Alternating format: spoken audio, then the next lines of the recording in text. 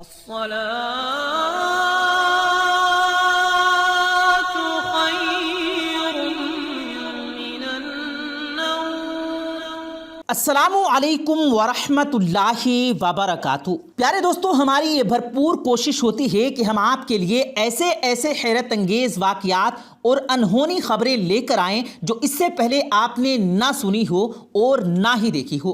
اس لیے دوستو، آج کی اس ویڈیو میں ہم آپ کو ایک ایسی دلہن کی انوکھی کہانی سنائیں گے کہ جس نے اپنی شادی کی رخصتی کے موقع پر بچے کو جنم دے دیا۔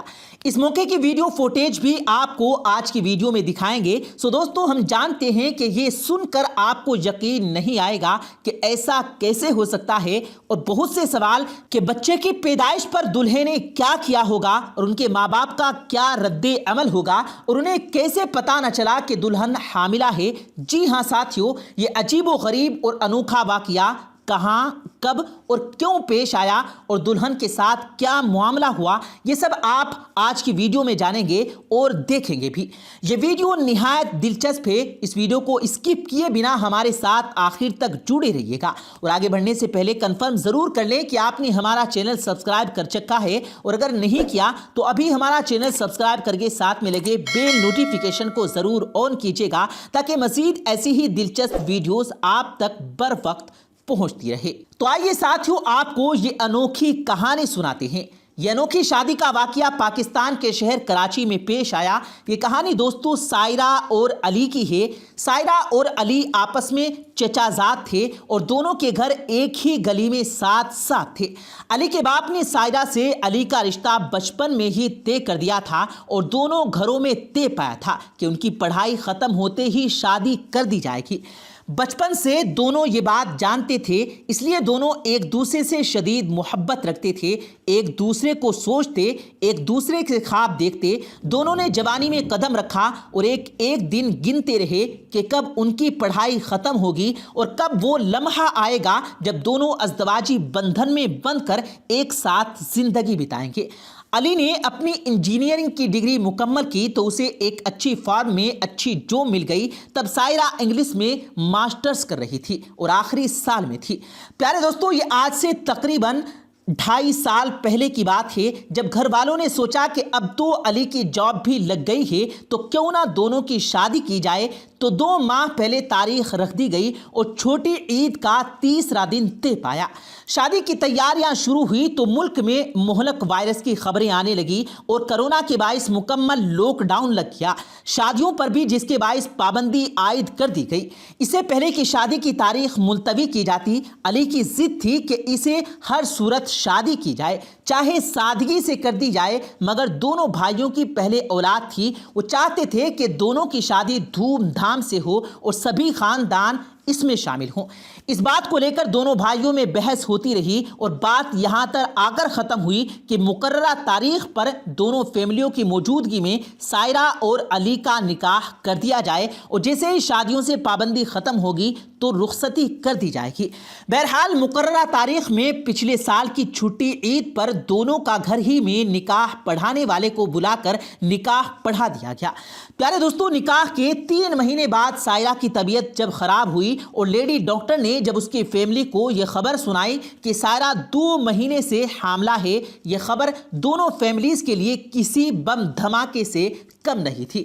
پیارے دوستو، بچوں کی شامت آ گئی۔ ماں باپ دونوں پر غصہ ہوئے، لان تان ہوئی کہ جہاں سالوں انتظار کیا وہاں کچھ عرصہ اور کیوں نہیں کیا۔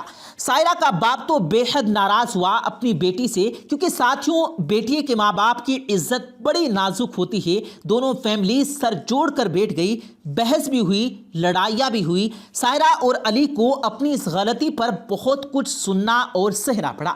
دونوں بھائیوں کو ان کی ماں نے سمجھایا کہ بیٹا، وہ دونوں نکاح میں تھے، ٹھیک ہے غلطی ہوئی مگر گناہ تو نہیں ہوا، اور ویسے بھی بچپن سے ایک دوسرے سے اٹیچ ہیں، اس لیے جلد سے جلد لڑائیوں کو چھوڑ کر دونوں کی رخصتی کر دی جائے۔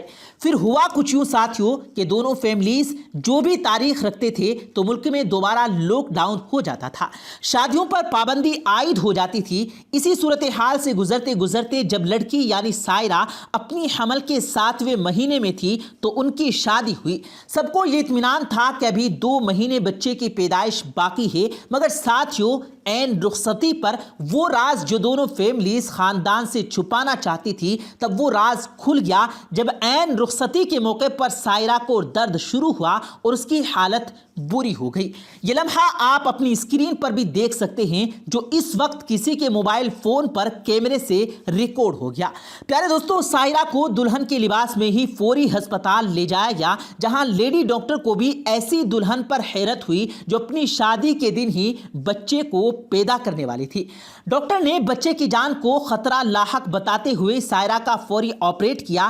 کیسی عجیب بات ہے دوستو کہ علی اور سائرہ کے عین شادی کے دن ان کے یہاں لڑکے کی پیدائش ہوئی، جہاں دونوں فیملیز کو بے حد خوشی بھی تھی تو دوسری طرف شرمندگی کا بھی سامنا تھا۔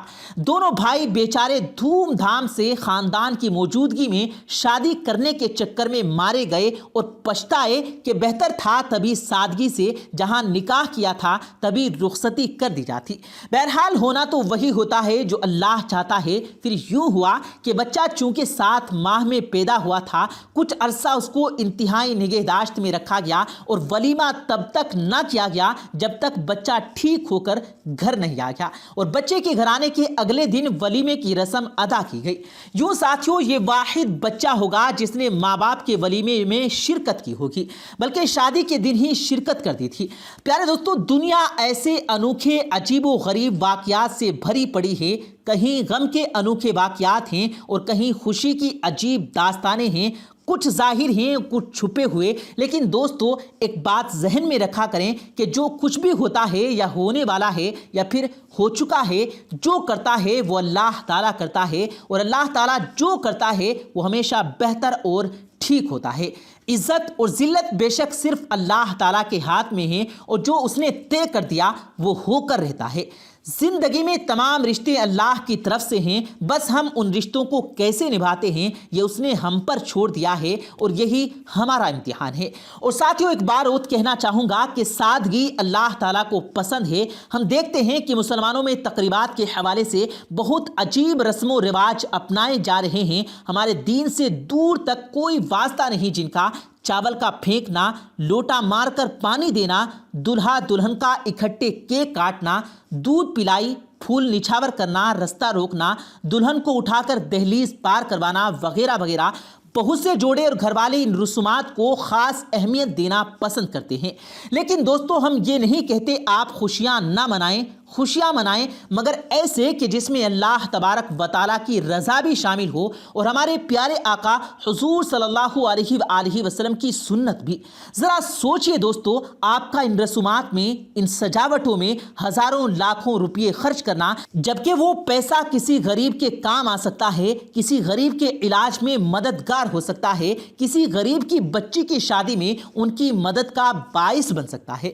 ہو سکے تو میری بات کو سوچے کا ضرور۔ اللہ تبارک و تعالی ہمیں عمل کرنے کی توفیق عطا فرمائے اور اپنے نیک بندوں میں ہمارا شمار کر لے۔ آمین ثم آمین۔ پیارے دوستو، آپ لوگ بھی کامنٹ باکس میں آمین لکھ کر ہماری آج کی اس دعا کا حصہ بن جائیے۔ ہم یہ امید کرتے ہیں کہ آپ کو آج کی ہماری یہ ویڈیو پسند آئی ہوگی۔ اس ویڈیو کی پسندیدگی کے اظہار کے لیے اس ویڈیو کو لائک کریں، شیئر کریں اپنے دوستوں کے ساتھ، اور کامنٹس میں اپنی رائے کا اظہار ضرور دیجیے گا۔ مزید اسی طرح کی ویڈیوز پانے کے لیے ہمارے یوٹیوب چینل کو بھی ضرور سبسکرائب کیجیے گا۔ ہم ملتے ہیں پھر ایک قیمتی ویڈیو کے ساتھ، تب تک کے لیے اللہ حافظ۔